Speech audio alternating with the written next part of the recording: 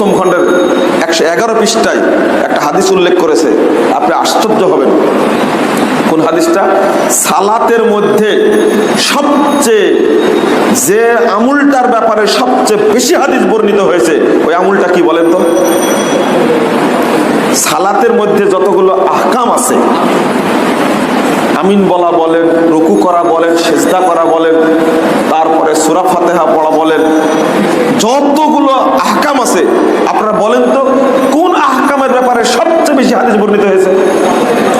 রফুল ইয়াদাইন। ফজিলত কত! 25 জন বদরি সাহাবী সহ 25 জন কি আশারে মুবাশশারা সহ বদরি সাহাবী সহ 25 জন সাহাবী কর্তৃক এবং সব মিলে 50 জন সাহাবী কর্তৃক বর্ণিত 400 সহিহ হাদিস বর্ণিত হয়েছে এই রফুল ইয়াদাইনের পক্ষে। কিন্তু দুর্ভাগ্য, এই রফুল ইয়াদাইনের সুন্নাতকে কুচুকাটা করার জন্য, হত্যা করার জন্য, উৎখাত করার জন্য জাল হাদিস তৈরি করা হয়েছে। আবার ওইটা সহিহ বুখারীর টিকার মধ্যে উল্লেখ করা হয়েছে, হেদায়ের মধ্যে উল্লেখ করা হয়েছে। বলা হয়েছে আব্দুল্লাহ বিন জুবায়ের দেখলেন একজন ব্যক্তি রফুল ইয়াদাইন করতেন, তিনি বললেন, এই রফুল ইয়াদাইন নবী করতেন, আমরাও করতাম, আল্লাহ নবী ছেড়ে দিয়েছেন, আমরাও ছেড়ে দিয়েছি, এখন এটা করা যাবে না। এই একটা টাটকা মিথ্যা কথা, মিথ্যা জাল হাদিস উল্লেখ করেছেন। সহিহ বুখারী 102 পৃষ্ঠা খুলেন, টিকার মধ্যে উল্লেখ করেছে। ইমাম বুখারী 5টা হাদিস নিয়ে আসছেন, ইমাম মুসলিম 5টা হাদিস নিয়ে আসছেন। শুধু কুতুবে সিত্তা 6 খান মূল হাদিসের গ্রন্থের মধ্যে 51টি সহিহ হাদিস বর্ণিত হয়েছে রফুল ইয়াদাইনের পক্ষে। সব হাদিস গ্রন্থ মিলে প্রায় বর্ণিত হয়েছে 400 সহিহ হাদিস বর্ণিত হয়েছে। কিন্তু এই সুন্নাতকে হত্যা করেছে একটা টাটকা নগদ জাল হাদিস দ্বারা।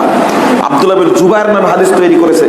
আমি জাল হাদিসের খবর রাসূল সাল্লাল্লাহু আলাইহি ওয়াসাল্লাম সালাত বইটার মধ্যে বিস্তারিত উল্লেখ করেছি। কতগুলো রফুল ইয়াদাইনের হাদিসকে তারা হত্যা করতে চেয়েছে, সেরকম একটা মাযহাবী স্বার্থ, অন্য কোনো স্বার্থ নাই। 5 নাম্বার পদ্ধতি, নামাজের মধ্যে যে সুন্নাত গুলো আছে, সুন্নাত গুলো আদায় করবেন, তাহলে নামাজের মধ্যে মনোযোগ বাড়ায়া দিবে কে? হাত তোলা সুন্নাত তোলেন। রফউল ইয়াদাইন যদি করেন, অভ্যাস যদি থাকে, বারবার হাত তোলা তুলেন, প্রতিবার তুললে 10টা করে সওয়াব। করা যাবে না, এই হাদিসটা কি ঠিক? জি, করা যাবে না এটা হাদিসে নেই। আব্দুল্লাহ ইবনে মাসউদ থেকে বর্ণিত, তিনি বললেন, আমি তোমাদেরকে নবীজির নামাজ শেখাবো। তিনি নবীজির নামাজ পড়লেন, রফাদাইন একবারই করলেন, রুকুতে যাইতে রুকু থেকে ওঠার সময় রফাদাইন করলেন না। এই হাদিসটা সহিহ। কাজেই যারা এই হাদিস মানে শুধু একবার রফাদাইন করে, নামাজের শুরুতে আর করে না, তারাও সহিহ সুন্নত মানে। যারা রুকুতে যাইতে করেন, সেজদায় যাইতে করেন, তারাও সহিহ সুন্নত মানেন। তবে রফাদাইন করার হাদিস অনেক বেশি সাহাবী রফাদাইন করার হাদিস বর্ণনা করেছেন। কাজেই কেউ করলে তারপরে রাগ করার অর্থ হলো নবীজির উপরে রাগ করলেন। এই যে শত শত সাহাবী করেছেন বা তাবেঈন করেছেন, তাদের উপর রাগ করলেন। আব্দুল কাদের জিলানী স্বয়ং রফাদাইন করতেন। আপনি যদি রফাদাইন করলে মসজিদে তাড়িয়ে দেন, তাহলে তো মনে হয় আব্দুল কাদের জিলানীকে বের করে দেবেন। যারা রফুল ইয়াদাইন করে না, আসেন 4 মাযহাবের ফতোয়া আগে দেখিনি। শাফিঈ এবং হাম্বলি, এই 2 মাযহাবের অনুসারীরা এখনো রফুল ইয়াদাইন করে। ভাই করে কি করে না? তো যারা বলছে রফুল ইয়াদাইন মানসুখ হয়েছে, তো 2 ইমামের অনুসারীরা কি মানসুখ হাদিসের উপরে আমল করছে? ভাই বলুন তো, মানসুখ জিনিসের উপরে যদি কেউ আমল করে, এটা জায়েজ না নাজায়েজ? কথা বলেন। মানসুখ হাদিসের উপরে আমল করা জায়েজ না নাজায়েজ? নাজায়েজ। ভাই আগে বাইতুল মুকাদ্দাসের দিকে মুখ করে নামাজ পড়া হতো কি হতো না? হতো। সূরা বাকারার যখন 155 নম্বর আয়াত অবতীর্ণ হয়ে গেল, তখন কোনটা কিবলা পরিবর্তন হলো কি হলো না? তো আগেকার কিবলাটা মানসিক হলো কি হলো না? এখন আপনি যদি বাইতুল মুকাদ্দাসের দিকে মুখ করে সালাত আদায় করেন, আপনার নামাজ হবে না। কেন? মানসিক হয়ে গেছে, হবে না। বা বলুন তো, আগে মদ খাওয়া জায়েজ ছিল কি ছিল না? মদ খাওয়া জায়েজ ছিল। সেই মুসলিমের হাদিস পরবর্তী অবতীর্ণ হওয়ার পরে তারপরে মদকে হারাম ঘোষণা করা হয়েছে।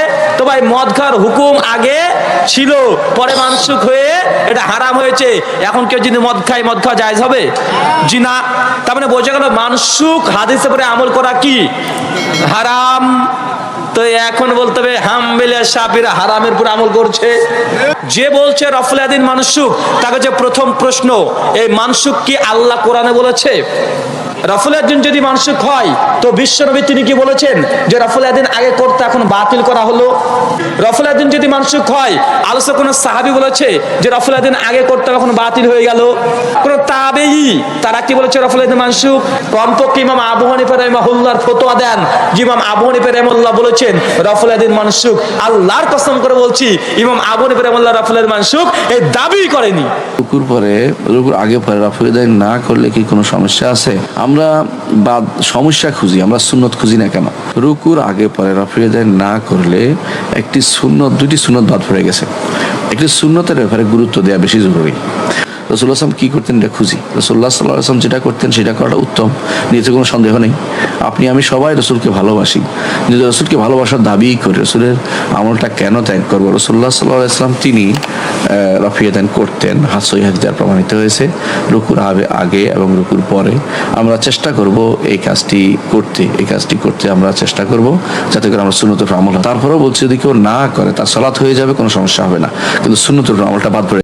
নামাজে যদি কেউ রফুল ইয়াদাইন করে আমাদের আপত্তি নাই, তো রফুল ইয়াদাইন যারা করে আমরা কখনো বলি না যে তোদের নামাজ হচ্ছে না, এটাও সুন্নাহ। কোন হানাফি মাযহাবের অনুসারী হয়ে সে যদি রফে আদাইন করে তবুও হানাফি মাযহাব অনুযায়ী তার নামাজ শুদ্ধ হয়ে যায়।